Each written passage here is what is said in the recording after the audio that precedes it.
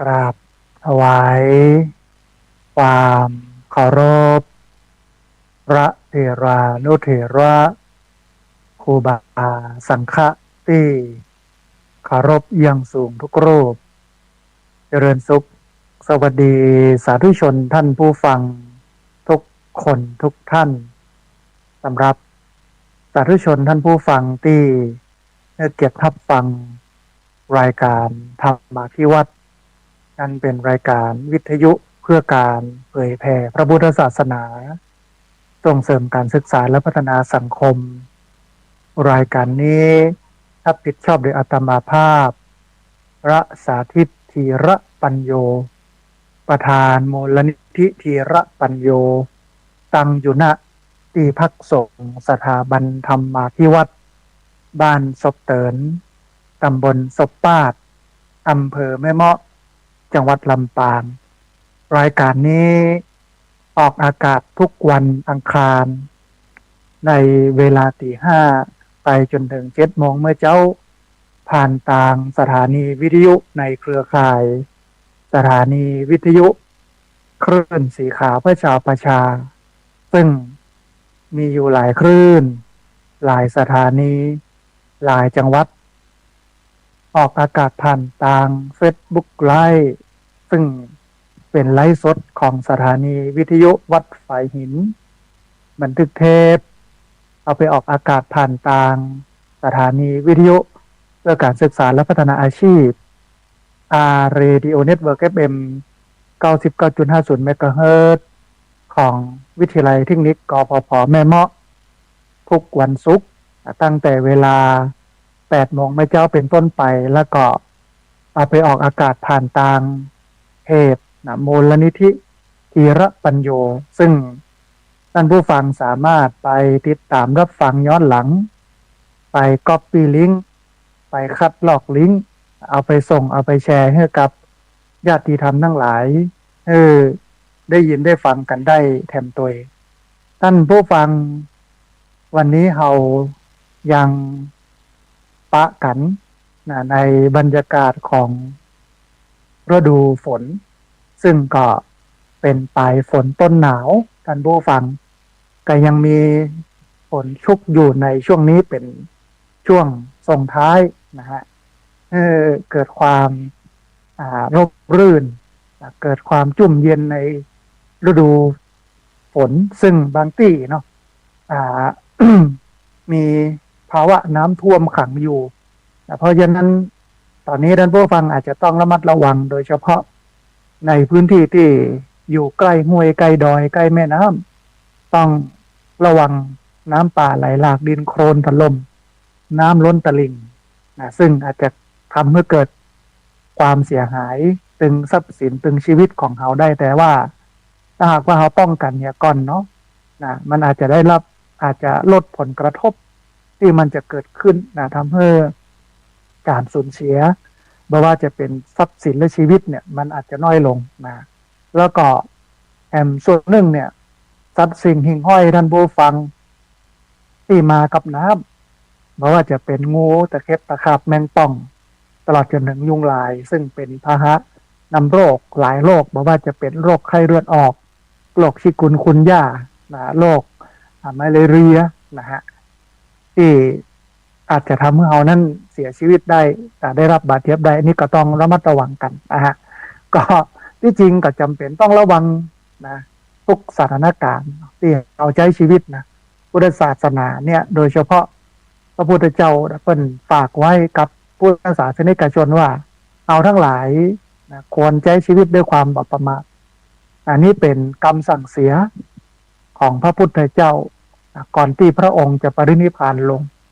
พระองค์ได้สั่งเสียไว้ว่าขอให้พุทธศาสนิกชนทั้งหลายจงใช้ชีวิตอย่างบ่ประมาทใช้ชีวิตด้วยความไม่ประมาทหมู่เฮาทั้งหลายก็จำเป็นอย่างยิ่งที่จะต้องดำเนินชีวิตบนฐานของสติเนาะบนฐานของศีลของธรรมนะฮะแล้วก็ท่านผู้ฟังในช่วงนี้ก็เป็นช่วงปลายฤดูกาลเข้าพรรษา3 เดือนก็เหลือแห่ม2 วันพระเราจะออกพรรษา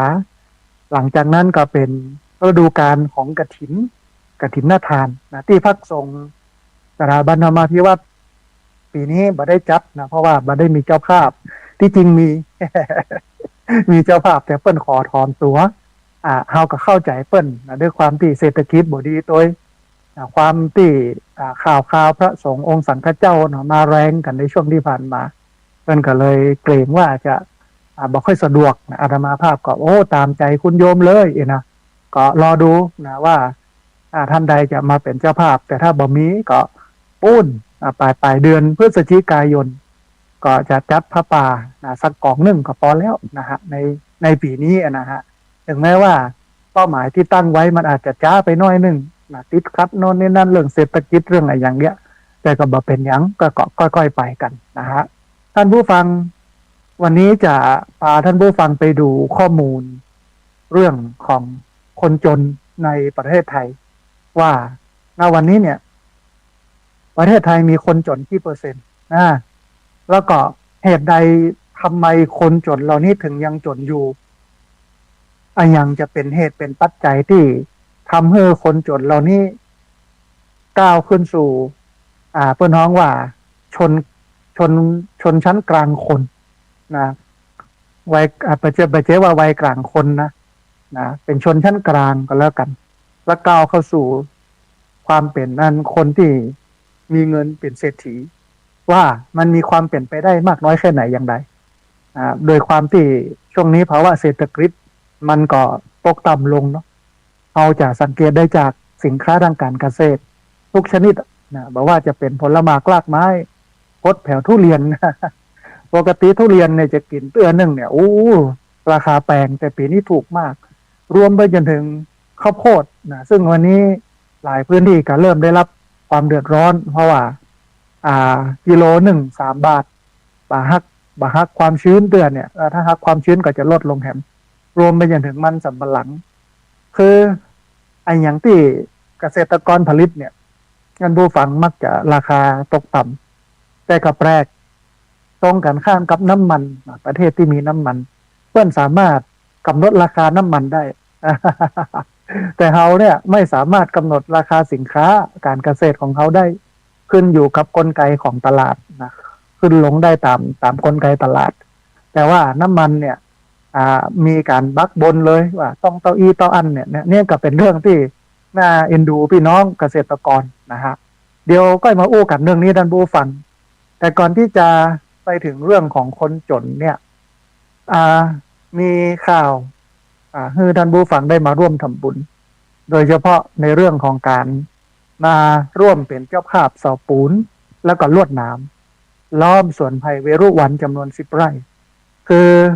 ในวันที่17 สิงหาคมพุทธศักราช2568ที่ผ่านมาอาตมาภาพก็จะได้จัดงาน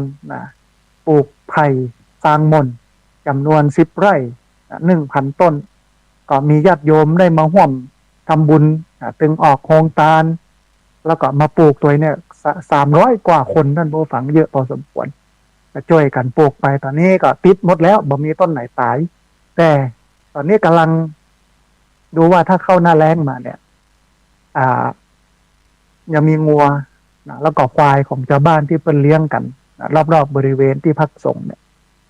เข้ามาปกติมันก็เข้ามาอยู่แล้วเนาะ ญาติโยมก็ไล่กันตลอดแล้วก็บางส่วนของพื้นที่เพิ่นก็เอาลวดหนามไปเกิดไว้ก็ป้องกันได้ดีเพราะตอนนี้ก็เลยมองว่าก็น่าจะใส่ลวดหนามใส่เสาปูนแล้วก็ลวดหนามเป็นหัวกันงัวกันควายของเจ้าบ้านจะเข้ามาคบมากิน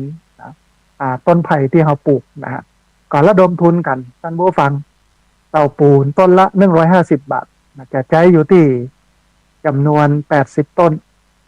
ลวดหนามคดละ150 บาทจะใช้อยู่ที่จำนวน50 คดนะที่ผ่านมา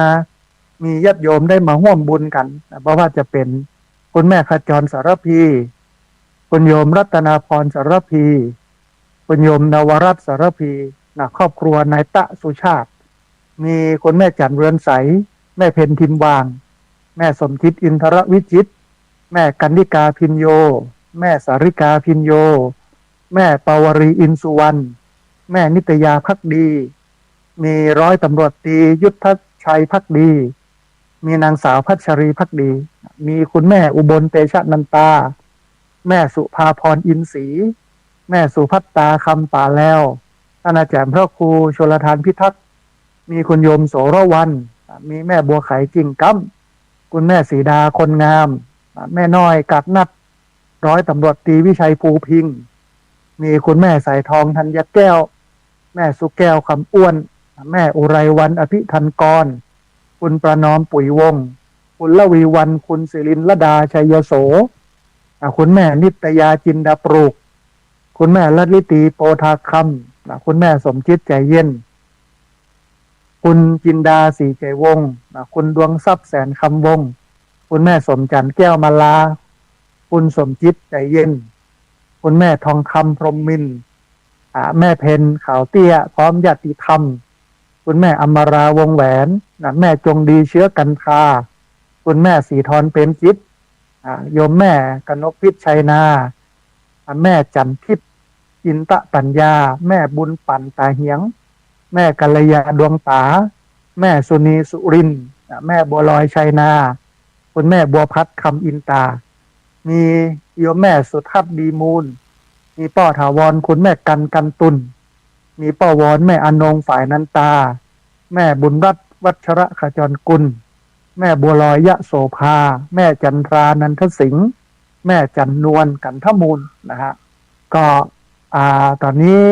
เสาปูนได้อยู่ที่จำนวน52ต้น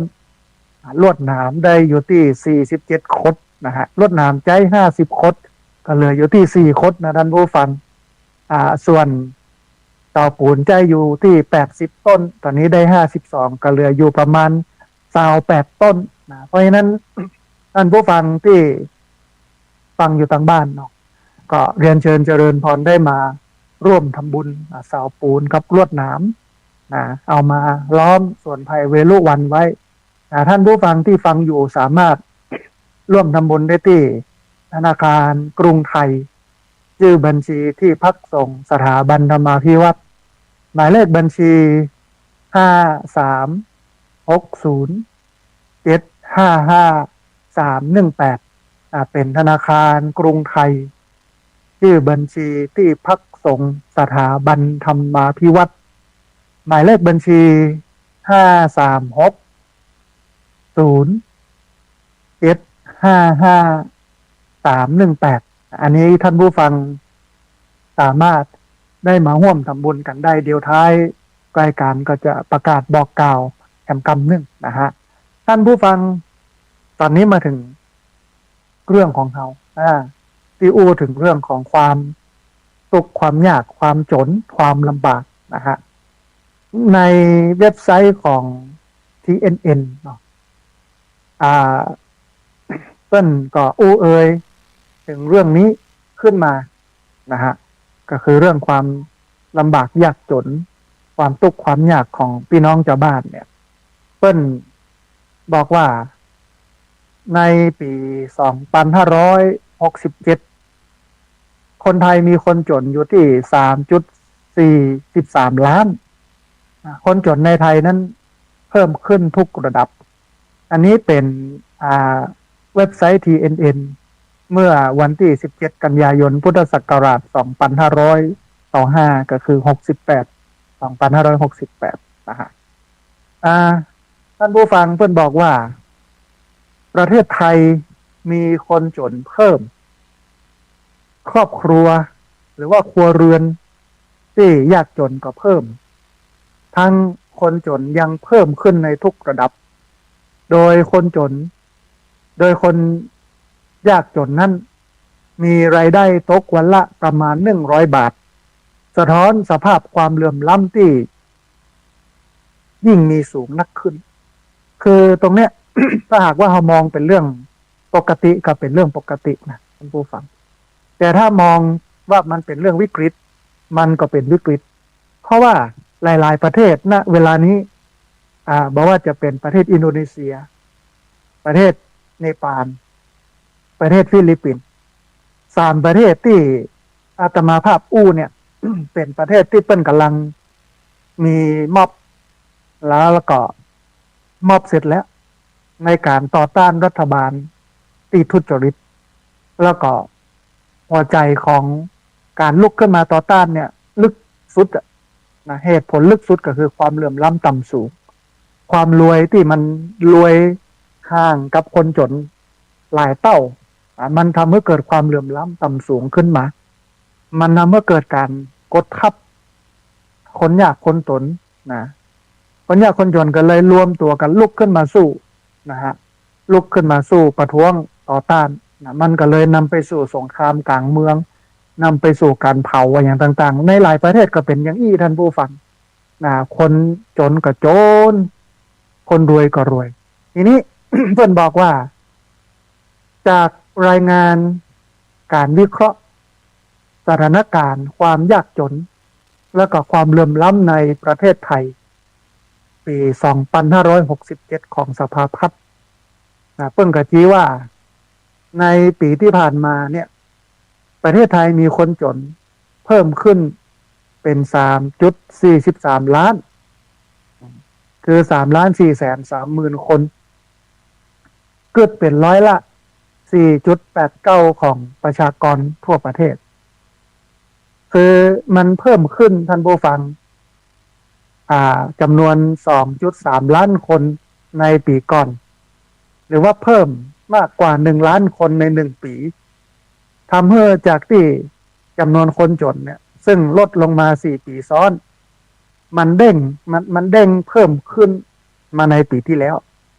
นะฮะคือที่ผ่านมาเนี่ย4 ปีซ้อนเนี่ย จำนวนประชากรคนจนในประเทศไทยเนี่ยมันลดลงเรื่อย4 ปีซ้อนเลยนะติดกัน4 ปีซ้อนแต่พอมาถึงปี2567ปรากฏว่ามันเพิ่มขึ้น1 ล้านคนเพิ่มขึ้น1 ล้านคนท่านผู้ฟังคนจนที่ว่านี่ก็คือคนที่อยู่ต่ำกว่าเส้นความยากจนซึ่งตอนนี้ของประเทศไทยอยู่ที่จำนวน 3,078 บาทต่อคนต่อเดือนอันนี้เป็น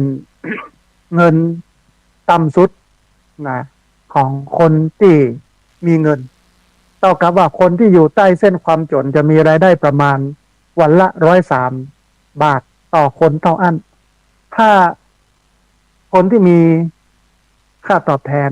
รายวันวันละ103 บาทตกเดือนหนึ่งอยู่ที่ประมาณ378 บาทเนี่ยอันนี้คือเส้นความยากจนนะอยู่ท่านนี้นะบางคนเงินเดือนเป็นหมื่นเป็นแสนเท่ากับหันคนที่เปิ้นมีเนาะแต่มุมหนึ่งเท่าบ่ได้มาดูคนที่เปิ้นบ่มีมันควรที่จะมาเติมเต็มกับคนที่เปิ้นบ่มีโดยคนที่มีนักมีเหลือมีลบก็สามารถถ่ายเทด้วยความเมตตาเนาะด้วยความเอ็นดูกันของสังคมไทยเนี่ยซึ่งมันมีพลังขับเคลื่อนสังคมไทยมาหลายครั้งในเรื่องที่มันเกิดวิกฤตในประเทศไทยนะฮะทีนี้ท่านผู้ฟัง คนจนที่เพิ่มขึ้นเนี่ยยังปะว่าส่วนใหญ่เป็นแรงงานในภาคการเกษตรแหละท่านผู้ฟังแล้วสินค้าการเกษตรปีนี้เนี่ยตกต่ำมากลำไยเงาะทุเรียนลิ้นจี่แม้แต่สินค้าที่ดีที่มีมูลค่าก็คือทุเรียนก็ยังหากินได้ง่ายราคาถูกบางคนเป็นเจ้าของสวนลำไยบักกล้าที่จะจ้างคนมาเก็บกันบูฝังขึ้นพอเพราะว่าเมื่อเอาไปขายแล้วหลังจากที่จ้างคนมาเก็บแล้วเอาไปขายแล้วกำไรที่ได้มันแทบจะไม่มีเลยเพอเนี่ย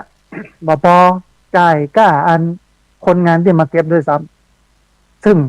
โดยระบบก็คือต้องควักกระเป๋าตัวเองจ่ายไปแหมปุ๊ดตื้นแหมเพราะฉะนั้นหลายคนก็เลยเลือกที่ปล่อยให้มันสุกมันเน่าในต้นท่านแต่บางคนก็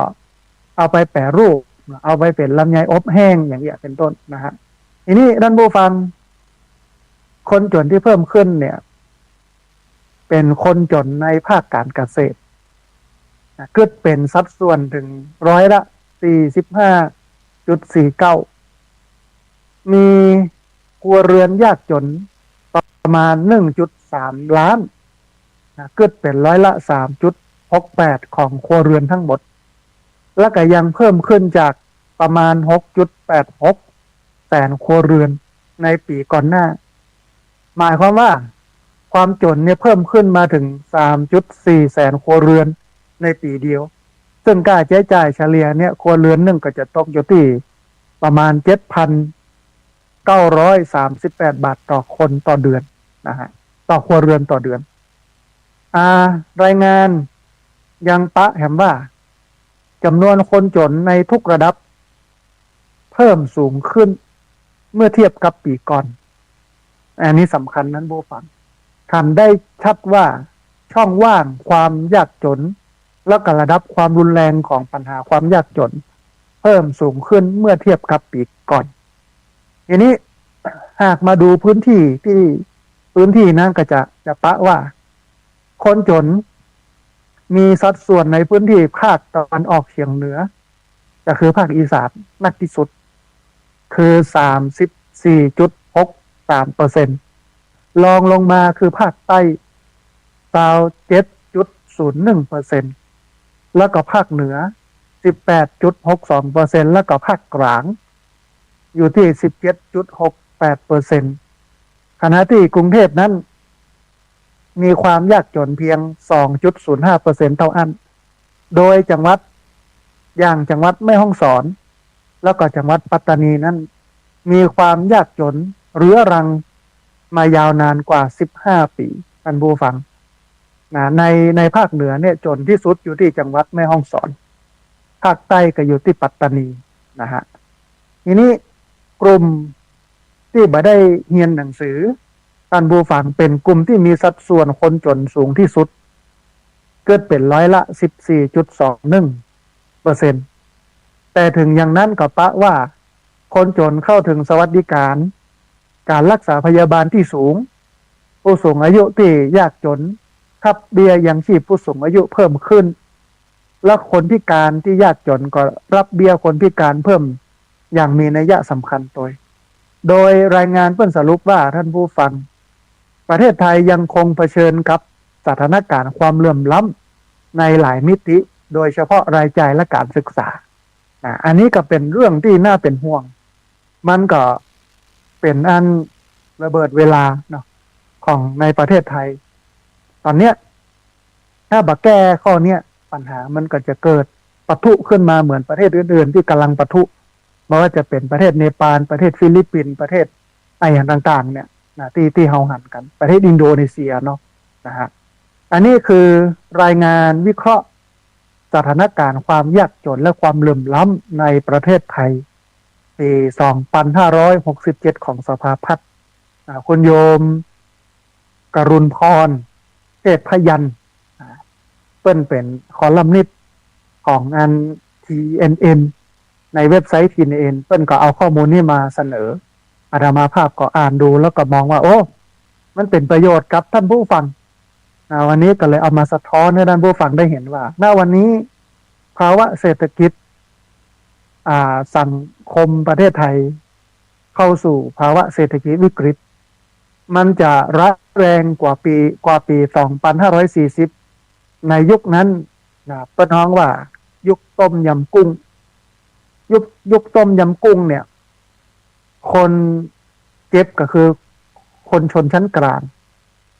ที่กระทบหนักที่สุดชนชั้นสูงพอต่อใดชนชั้นต่ำเนี่ยบ่ต้องอู้ถึงคือเจ็บและเจ็บแหมนะฮะแต่รอบเนี้ย3ชนชั้นชนชั้นสูงชนชั้นกลางแล้วก็ชนชั้นพี่น้องชาวบ้านเนี่ยจะลำบากอย่างมากเพราะฉะนั้นเดียวหลังจากที่เอาเนื้อหาสาระหมู่นี้ให้ท่านผู้ฟังได้ฟังแล้วเนี่ยก็จะเอาหลักธรรมในทางพระพุทธศาสนามาประยุกต์แก้ไขปัญหาที่มันเกิดขึ้นเพื่อให้ปัญหานั้นมันลดลงนะฮะทีนี้ท่านผู้ฟังมาดูที่หนังสือพิมพ์กรุงเทพธุรกิจหนังสือพิมพ์กรุงเทพธุรกิจนะฮะเปิ้นสำรวจหรือว่าบทความนี้ออกมาเมื่อวันที่ 17 กันยายนเหมือนกันปี 2568 เปิ้นบอกว่า สภาพัฒน์เปิดข้อมูลคนจนในไทย 3.4 ล้านคน 8.8 แสนคนอยู่ในกลุ่มจนมากนะอันนี้น่าสนใจนะฮะเพิ่นมีโปรยหัวข่าวว่า ผู้สื่อข่าวรายงานว่า สภาพัฒนาการเศรษฐกิจและสังคมแห่งชาติหรือที่ฮ้องกันว่าสคชเนี่ยเพิ่นได้เปิดเผยรายงานสถานการณ์ความยากจนและความเหลื่อมล้ำในปี 2567 ซึ่งข้อมูลก็คล้ายๆกับที่อาตมาภาพได้เอามาอู้ก่อนหน้านี้ตะกี้นะฮะในบทความนี้เพิ่นบอกว่าโดยพบจำนวนคนจนเพิ่มขึ้นเป็น 3.43 ล้านคนก็คือ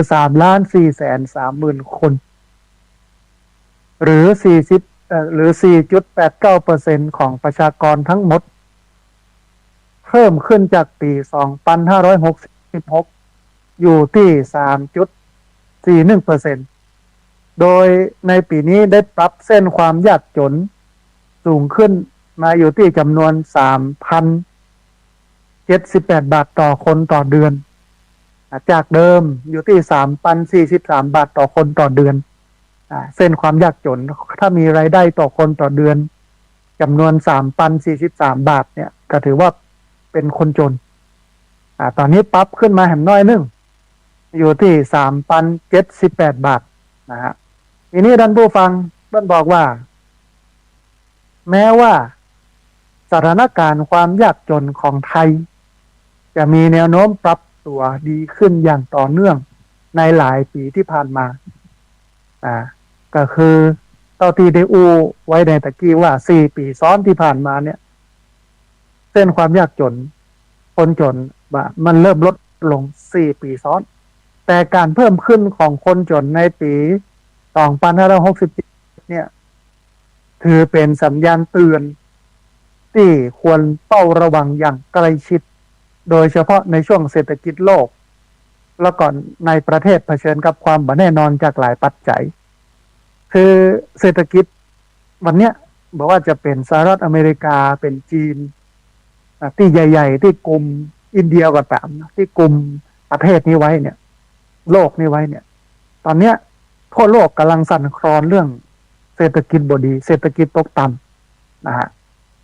มันเป็นกันทั่วทุกประเทศทั่วทุกพื้นที่เพราะฉะนั้นเขาฟังข้อมูลจากตรงเนี้ยถ้าหากว่าท่านใดที่เป็นคนหนุ่มคนกำเนาะแล้วก็มีงานทำก็งานไว้ให้แน่นบ่ควรที่จะลาออกจากงานเพราะว่ามันหางานยากนะฮะใครมีงานประจำก็ทำเกาะให้แน่นส่วนใครที่ทำงานฟรีแลนซ์เนาะมาได้ทำงานประจำหรือทำงานภาคการเกษตรเนี่ยก็จำเป็นอย่างยิ่งที่จะต้องดูทิศทางนะในการผลิตมาให้ผลิตเยอะต้องผลิตหลากหลายนะใช้ความหลากหลายของการผลิตมากกว่าผลิตอย่างเดียวและจำนวนมากซึ่งมันเสี่ยงต่อการจะถูกกดราคาเหมือนกับข้าวโพดที่กำลังเป็นปัญหาอยู่ในปัจจุบันนี้นะฮะ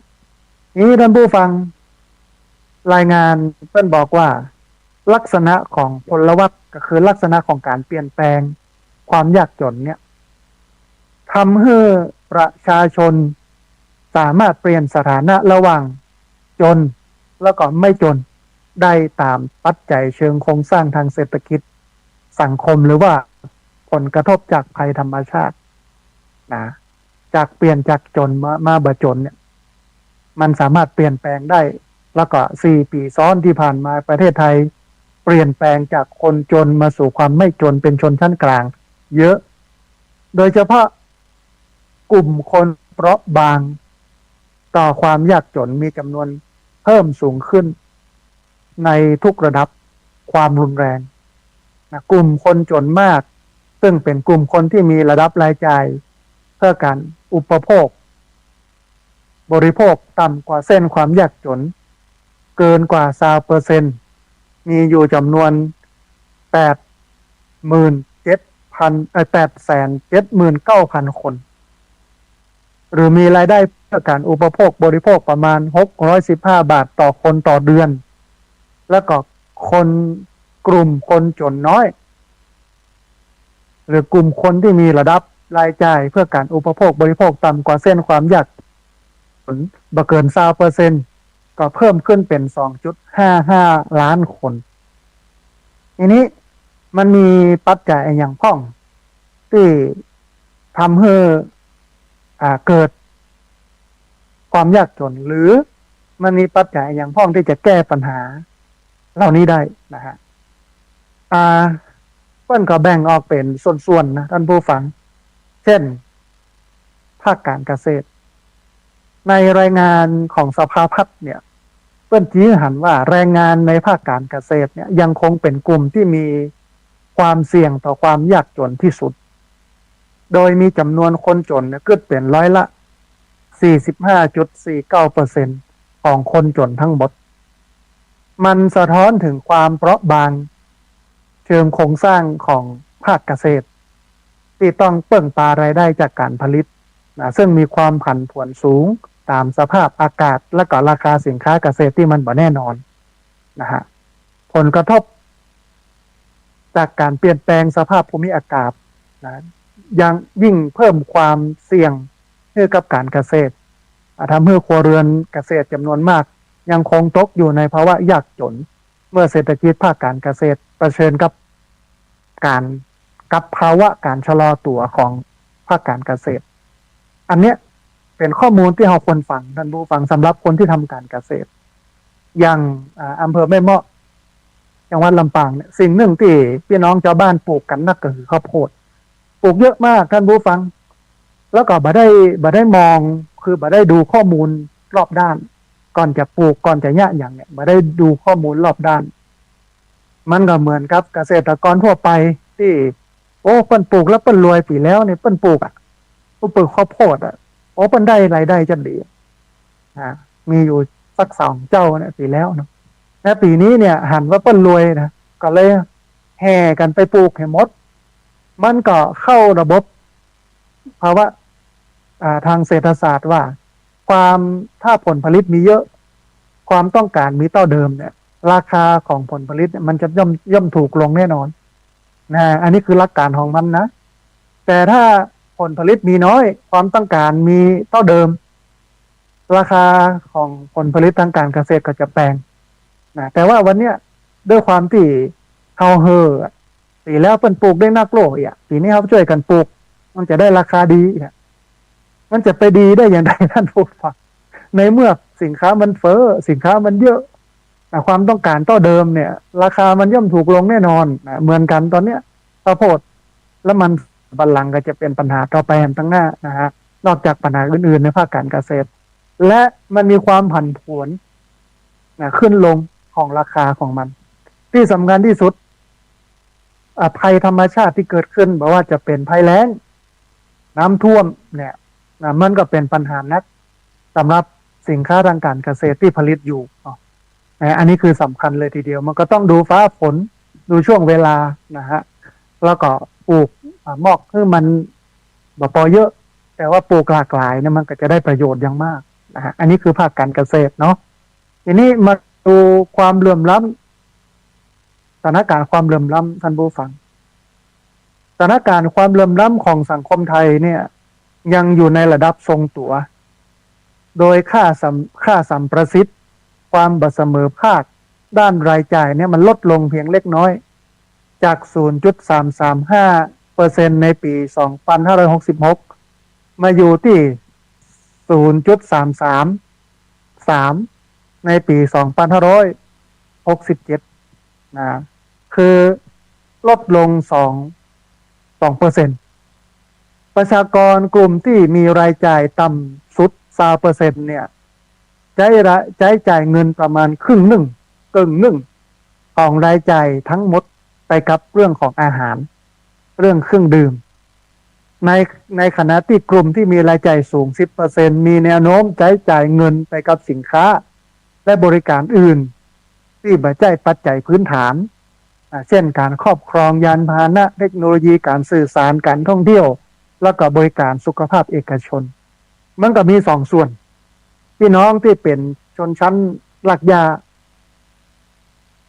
ใช้จ่ายเงินไปกับการกินกับอาหารเป็นส่วนใหญ่อาหารและเครื่องดื่มมันเป็นปัจจัยเลี้ยงชีพอ่ะแต่แหมระดับหนึ่งก็คือเปิ้นมีอันจะกินกันแล้วกันนะฮะกับใจปัจจัยไปที่เรื่องของยานพาหนะเทคโนโลยีการสื่อสารการท่องเที่ยวและการบริการสุขภาพในภาคเอกชนนะก็ดูดูความเหลื่อมล้ำตรงเนี้ยมันก็หันได้ชัดเจนถึงความเหลื่อมล้ำที่สูงมากคือคนที่เปิ้นมีเปิ้นบ่กังวลเรื่องกินนะเรื่องอยู่บ่กังวลเรื่องค่าใช้จ่ายแต่คนจนเงินที่ได้มาเนี่ยต้องเอาไปซื้อกินซื้อจ่ายเหมือนกับที่เปิ้นว่ากันนะหาเจ้ากินค่ำเป็นอย่างนั้นแต่หาเจ้ากินค่ำนะฮะแต่คนที่เปิ้นมีเปิ้นบ่กังวลกับไปใช้จ่ายในรายอื่นๆเพราะว่าจะเป็นซื้อรถซื้อลาเทคโนโลยีการสื่อสารโทรศัพท์มือถือซ้ำมันในช่วงนี้ก็ออกมาใหม่หรอไอโฟนอ่ะนะก็ไปแห่กันซื้อและการท่องเที่ยวและการบริการสุขภาพภาคเอกชนนะฮะทีนี้มาดูเรื่องการศึกษาความยากจนที่เชื่อมโยงกันแน่นหนาท่านผู้ฟังในรายงานนี้เปิ้นปะว่าการศึกษามีบทบาทสำคัญต่อการลดความยากจนมากนะฮะโดยประชากรที่มีระดับการศึกษาต่ำมีปัญหาความยากจนมากที่สุดกลุ่มที่บ่ได้เรียนหนังสือมีสัดส่วนคนจนสูงถึง 14.21% แต่เมื่อระดับการศึกษาสูงขึ้นสัดส่วนคนจนจะลดลงโดยกลุ่มที่มีการศึกษาตั้งแต่มัธยมปลายขึ้นไปเนี่ยมีสัดส่วนคนจนต่ำกว่า 3% นะคือมันก็ผูกปิดกันกับรายได้ท่านผู้ฟังยิ่งเรียนจบสูงนี่เนาะปริญญาตรีปริญญาโทปริญญาเอกเนี่ยก็มีเงินเดือนสูงอันนี้ตามระบบเศรษฐศาสตร์ตลาดที่มันเป็นอยู่ส่วนการศึกษาบ่สูงนะรายได้ก็ต่ำมันก็เป็นปกติอย่างไรก็ตามท่านผู้ฟังความเหลื่อมล้ำในการเข้าถึงโอกาสทางการศึกษาระหว่างกลุ่มละอ่อนที่มีฐานะทางเศรษฐกิจแตกต่างกันก็ยังคงเป็นปัญหาสำคัญโดยครัวเรือนที่มีฐานะสูงมีค่าใช้จ่ายด้านการศึกษาเฉลี่ยสูงกว่ารายครอบครัวที่มีฐานะต่ำถึงประมาณ 8.16 เท่า1.6 เท่าเลยทีเดียวที่จริงเนี่ยท่านผู้ฟังอันนี้ก็เป็นเรื่องหนึ่งที่อยากจะอู้ตอนเนี้ยคนมาบวชเป็นสามเณรเนี่ย ที่จะมุ่งไปสู่มรรคผลนิพพานเนี่ยมันน้อยนะฮะส่วนใหญ่นะก็เป็นคนที่ตกจากระบบการพัฒนาของรัฐที่วันเนี้ยดูเหมือนว่ามันบอกให้มีประสิทธิภาพบ่ได้เรียนหนังสือบ่มีเงินเรียนหนังสือการเรียนหนังสือเนี่ยมันไม่ใช่แค่บัตรจ่ายค่าเทอมแล้วก็จะไปได้เนาะท่านผู้ฟังเนาะมันมีค่าอาหารรายวันอย่างน้อย1 มื้ออาหารกลางวันนะฮะมันมีค่าเดินทางถ้าอยู่ไกลค่าเดินทางรถรับส่งนักเรียนถ้าผู้ปกครองบอกมีรถก็จำเป็นต้องไปจ้างรถรับส่งที่เป็นรถตู้รถ2 แถวไปรับไปส่งทุกเช้าทุกเย็นเดือนหนึ่งก็ตกอยู่ที่800-900นะฮะมีค่าอุปกรณ์การศึกษารายจ่ายค่าอุปกรณ์การศึกษามันจะมีอยู่3 ส่วนค่ากินค่ารถค่าอุปกรณ์ทางการศึกษาถึงแม้ว่าวันนี้หลายโรงเรียนเปิ้นบอกมีค่าเทอมก็ตามแต่ว่าเฉพาะ2 ค่านี้คือค่ากินกับค่ารถรับส่งเนี่ยก็นักสำหรับครอบครัวที่มีฐานะยากจนหรือพี่น้องชาวบ้านทั่วไปในอดีตยิ่งมีมากกว่านี้นะฮะหลายคนก็เลยมองถึงอนาคตลูกว่าอย่างเงี้ยอย่าได้ให้ลูกได้ห่ำได้เรียนได้จบได้เรียนหนังสือได้จบการศึกษาได้ออกมาเนี่ยการทำงานให้สังคมดำรงชีพได้ก็มองถึงลูกทางหนึ่งก็คือมาบวชเป็นเณรมาเรียนตั้งแต่น้อยจบมัธยม3 ม 3จบม 6 นะจบระดับปริญญาตรีปริญญาโทปริญญาเอกหลายรูปบซึกเป็นกำลังของศาสนาช่วยเผยแผ่ศาสนากำจูศาสนาอย่างเช่นท่านอาจารย์พระครูอภิวัฒนวิกรมอย่าเปิ้นจบมหาวิทยาลัยสงฆ์เปิ้นก็เป็นกำลังรักให้กับศาสนามีเห็นหลายรูปมากที่ซึกไปยากการทำงาน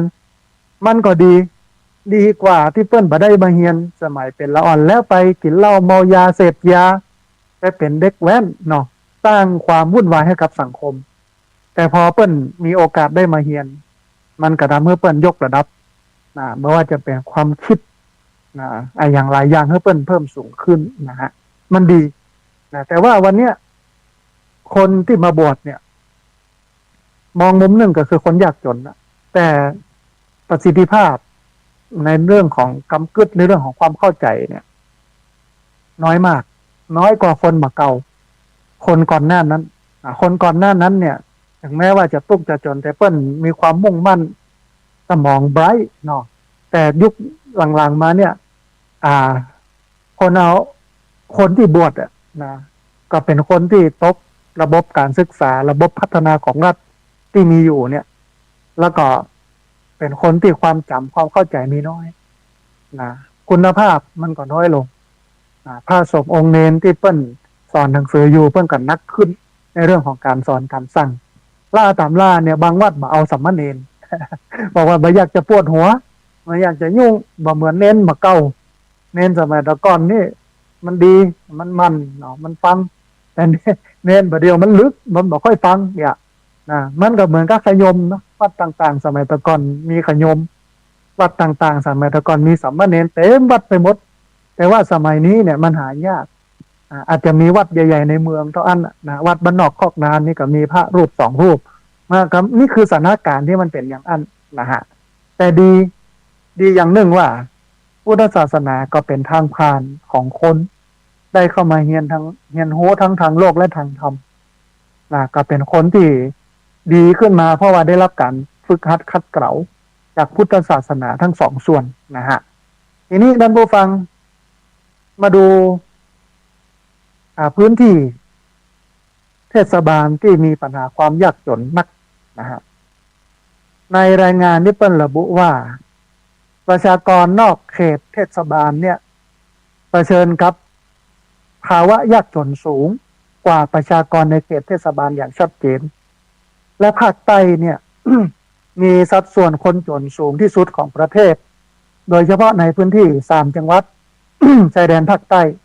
ที่ประสบปัญหาความยากจนเรื้อรังไปอย่างต่อเนื่องนะฮะแต่มันก็ยากในการจะแก้ปัญหาภาคใต้นะฮะอันนี้แต่เรารู้ว่า ในพื้นที่3 จังหวัดชายแดนภาคใต้ประสบปัญหาความยากจนเรื้อรังมาอย่างต่อเนื่องนะฮะมาพอเรื่องสวัสดิการและการคุ้มครองในระดับสูงพ่องท่านผู้ฟังด้านการเข้าถึงบริการของรัฐนะจากรายงานเนี่ยเปิ้นปะว่าคนจนในประเทศไทยเกือบทั้งหมดสามารถเข้าถึงสิทธิการรักษาพยาบาลโดยมีสัดส่วนอยู่ที่ 97.49% ที่ได้รับสิทธิการรักษาพยาบาลในรูปแบบใดรูปแบบหนึ่งอันนี้ก็ถือว่าดีมากท่านผู้ฟังประเทศไทยเนี่ยก้าวหน้าในเรื่องของการรักษาพยาบาลแล้วก็ที่สำคัญที่สุดเนี่ยการรักษาพยาบาลเขาก็ใช้สิทธิหลักประกันสุขภาพสมัยตะก่อนก็คือ30 บาทรักษาทุกโรคเนี่ยเนาะนะฮะมันก็ทำให้คนยากคนจนเนี่ยเข้าถึงตรงนี้ได้นะฮะทีนี้สัดส่วนผู้สูงอายุยากจนที่ได้รับเบี้ยยังชีพผู้สูงอายุเนี่ยมันเพิ่มขึ้นจาก94.19% ในปี2566เนี่ยมาปี2567เพิ่มขึ้นจาก 94.19% เป็น 97.01% ฮะเพิ่มขึ้นจาก94เป็น97ขณะที่สัดส่วนคนพิการยากจนที่ได้รับเบี้ยความพิการเพิ่มขึ้นอย่างมากจำนวน 73.85% เป็น 87.45% ตอนนี้ประเทศไทยกำลังเผชิญกับปัญหา สังคมสูงวัยนะแล้วก็มีหลายหน่วยงานที่พยายามขยับแต่หน่วยงานหลักก็คือคณะรัฐมนตรีหรือรัฐบาลยังบ่ขยับเรื่องนี้เท่าที่ควรนะฮะหลายพื้นที่เริ่มเปิดโรงเรียนผู้สูงอายุเพื่อผู้สูงอายุมาเรียนหลายพื้นที่เริ่มมีการไปดูแลผู้ป่วยติดเตียงผู้พิการติดเตียงผู้สูงอายุติดเตียงนะมีสองส่วนคืออาตมาภาพเนี่ยในฐานะที่เป็นคนอยู่ในพื้นที่เนาะเกือบแต่เรื่องเดียวก็คือเรื่องบุญเรื่องกุศลเรื่องความดีความงามก็เลยร่วมมือกันครับหลายภาคส่วนตั้งโรงเรียนผู้สูงอายุขึ้นทุกพุธแรกกับพุธสุดท้ายของเดือนเนี่ยจะมีผู้สูงอายุมาเรียนหนังสือตลอดนะฮะเดือนละ2 วัน10 เดือน20 ครั้งปีหนึ่ง20 เตื้อนะมาเรียนทุกพุธแรกกับพุธสุดท้ายของเดือนวันพุธเนี่ยวันที่24เนี่ยก็เป็นวันเรียนของรุ่นที่8แล้วนะท่านผู้ฟังคือได้8 ปีแล้วอ่ะทำมาได้8 ปีแล้วนะฮะวันพรุ่งนี้ก็จะเป็นวันเรียนของเดือนกันยาของผู้สูงอายุทั้งตำบลก็มีเยอะท่านผู้ฟังอยู่ประมาณ70 คน60 70 80โดยประมาณนี้ก็มาเรียนหนังสืออันนี้คือผู้สูงอายุที่แข็งแรงนะสามารถเนี่ยการทำงานเคลื่อนไหวอะไรอย่างต่างๆได้แถมอย่างหนึ่งก็คือผู้สูงอายุและผู้พิการที่ป่วยติดเตียงเนี่ยท่านนายกองค์การบริหารส่วนตำบลเปิ้นก็นิมนต์ให้อาตมาภาพมาเป็นผู้มีประธานศูนย์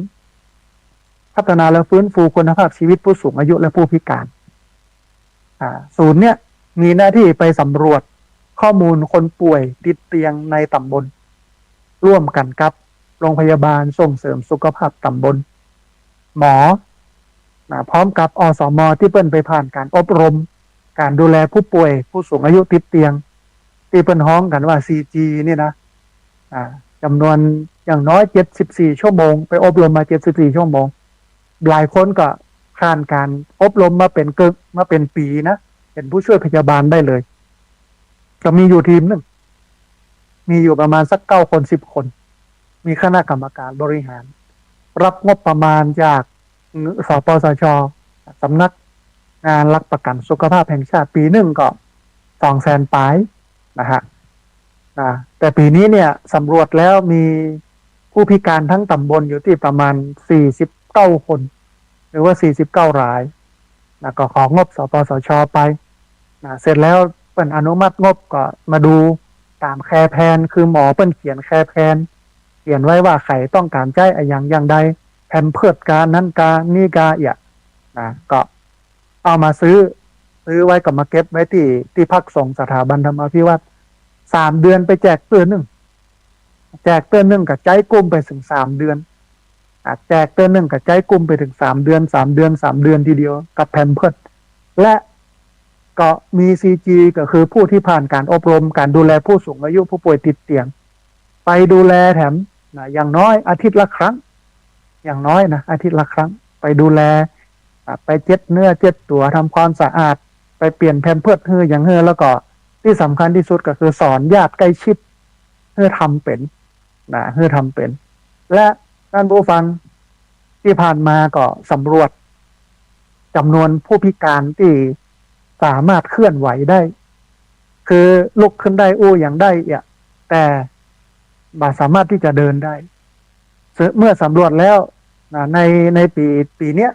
สำรวจได้กับอยู่ที่ประมาณ7 ราย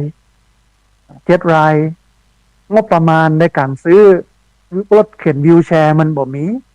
นะฮะคือมันไม่สามารถจะเบิกซื้อได้ด้วยความที่อาตมาภาพตั้งมูลนิธิก็คือมูลนิธิธีระปัญโยก่อนระดมทุนผ่านมูลนิธิท่านผู้ฟังซื้อรถเข็นจำนวน7 คันคันละ 3,000 บาท6 คันแล้วก็รถเข็นแบบโยกนั่งโยกได้เนี่ยจำนวน1 คัน 8,500 บาท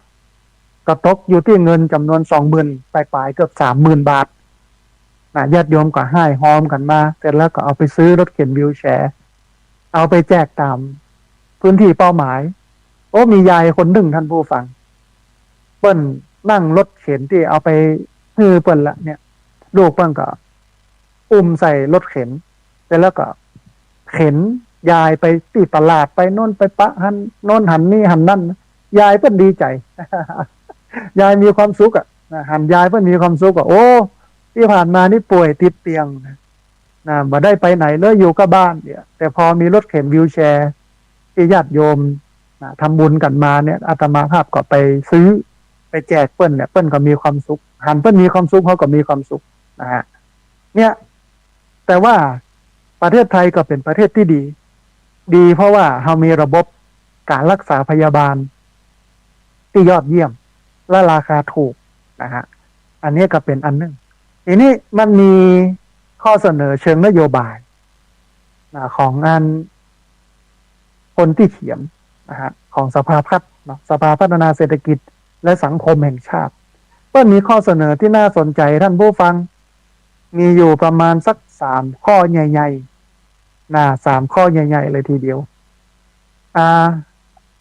เสนอเพื่ออย่างเพื่อลด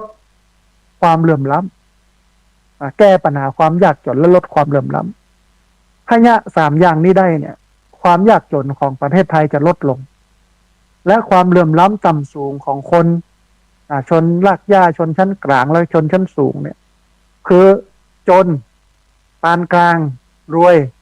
มันจะบ่เหลื่อมล้ำกันเยอะแต่วันนี้มันราวฟ้ากระเหวมันต่ำสูงมันเกินแล้วก็แฮมเมินมานานเนี่ยท่านผู้ฟังอาตมาภาพก็ขึ้นในใจตังนิดนะแต่จะเกิดภาวะวิกฤตเหมือนประเทศอื่นๆที่กำลังเกิดขึ้นในวันนี้เพราะว่าจะเป็นประเทศเนปาลประเทศฟิลิปปินส์ประเทศอินโดนีเซียที่กำลังเป็นปัญหาอันนี้สภาภาพเปิ้ลก็มีข้อเสนอแนวทางแก้ปัญหาความยากจนและความเหลื่อมล้ำท่านผู้ฟังอันแรกเปิ้ลบอกว่าประเมินผลโครงการงบประมาณสูงอย่างต่อเนื่องอันนี้เปิ้ลบอกเลยต้องประเมินผลโครงการงบประมาณสูงอย่างต่อเนื่องเปิ้ลบอกว่ารัฐบาลควรให้ความสำคัญกับการติดตามการประเมินโครงการอย่างเป็นระบบพร้อมครอบคลุมทั้งระยะสั้นระยะกลางระยะยาวเพื่อสร้างหลักฐานเชิงประจักษ์ในการกำหนดทิศทางนโยบายที่เหมาะสมปรับปรุงหรือว่ายุติโครงการที่บ่คุ้มค่าและโยกย้ายทรัพยากรไปยังโครงการที่จำเป็นเร่งด่วนมากกว่าคือมีเพื่อนบอกว่าต้องมีกระบวนการในการไปประเมินผลโครงการต่างๆที่เงินมันผันลงไปว่ามันมีคุณภาพแค่ไหนอันนี้ก็จริงท่านผู้ฟังที่ผ่านมาเนี่ย มันมีองค์กรหนึ่งเปิ้นจัดบวชป่าเปิ้นจัดบวชป่าก็บวชให้มันเป็นพิธีให้มันแล้วโครงการให้มันจบงบประมาณแต่ถ้าจะเป็นภาษาที่ฟังแล้วบอกให้ม่วนก็คือทำโครงการเอาเงิน คุณภาพประสิทธิภาพที่เกิดขึ้นในบ่มีบ่งอกบ่งามบ่เงยตายเพราะว่าเนี่ยก่อนเนี่ยตามโครงการนั้นนะแต่ไม่มีผลเอาไปรายงานผลที่เอาไปรายงานก็คือก็ได้ปลูกแล้วแต่ที่จริงมันต้องเป็นผลรายงานบอกว่าต้นไม้นั้นใหญ่กี่ต้นตายกี่ต้นเป็นกี่ต้นติดกี่ต้นที่จริงมันต้องเพิ่มกระบวนการนี้เข้าไปแล้ววันนี้ในสังคมไทยเนี่ยผู้รับเหมาก่อสร้างทำถนนมันเยอะแล้วก็ที่เป็นกันนะว่าที่มันกินกันง่ายๆเนี่ยก็คือการสร้างถนนมันได้เงินเยอะอันนี้ก็เป็นอันนึงนะที่จะต้องมีเครื่องมือในการไปตรวจสอบติดตามโครงการให้มันมีคุณภาพเชิงประจักษ์ไม่ใช่ว่าเอาเงินผันไปแล้วซักแต่ว่าทำถ่ายรูปตอนปลูกเนี้ยแต่ว่าใหญ่บ่ใหญ่บ่ฮู้เป็นตายให้ดีบ่ฮู้ปีหน้าก็ปลูกแหมที่เดิมมันก็เอาเงินไปทิ้งโดยเปล่าประโยชน์แต่ว่าข้อเสนอของสภาพัฒนาเศรษฐกิจและสังคมแห่งชาติเนี่ยเปิ้นก็เสนอว่าควรจะต้องมีการประเมินผลโครงการต่างๆที่ทำอันที่สองเปิ้นบอกว่าพัฒนาฐานระบบฐานข้อมูลกลางของประชาชนเปิ้นบอกว่าเร่งรัดพัฒนาระบบฐานข้อมูลกลางที่สามารถเชื่อมโยงข้อมูลประชาชนของแต่ละหน่วยงานเข้าด้วยกันอย่างเป็นระบบ เพื่อประเมินความต้องการได้ตรงจุดลดความซ้ำซ้อนของงบประมาณและติดตามความเปลี่ยนแปลงของประชาชนในแต่ละช่วงชีวิตได้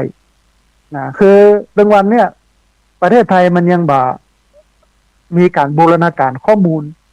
หลายหน่วยงานกับไปเก็บเบิดหน่วยนั้นมาเก็บเบิดหน่วยนี้มาเก็บเนี่ยนะมันมันก็เลยแล้วก็ไม่มีการบูรณาการไม่มีการประสานเอาข้อมูลที่เก็บมาใช้ร่วมกันนะมันก็เลยเกิดความซ้ำซ้อนขึ้นมาของงบประมาณและบ่สามารถจะติดตามการเปลี่ยนแปลงชีวิตของประชาชนได้อย่างแท้จริงอันนี้ก็เป็นปัญหาหนึ่งเพราะฉะนั้นสภาพัฒน์เปิ้ลเสนอว่ามันต้องมีการพัฒนาระบบฐานข้อมูลกลางของประชาชนขึ้นมานะฮะ